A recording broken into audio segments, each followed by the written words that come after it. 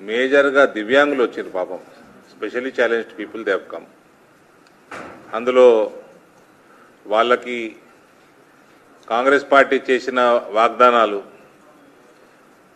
వాళ్ళ పెన్షన్ని 6,000కు పెంచుతామని, ఓల్డేజ్ పెన్షన్లు 4,000కు పెంచుతామని, specially challenged వాళ్ళకి ఫ్రీ బస్ పాసులు చేస్తామని, ఇటువంటి చిన్న చిన్న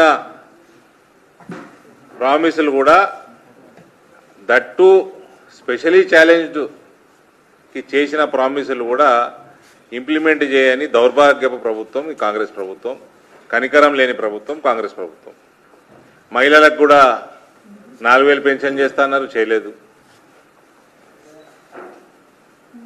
ఇటువంటి ఇక్కడ తెలంగాణలో బీజేపీ భరోసా పేరు మీద ఈ కార్యక్రమం చేపడతా ఉన్నాము.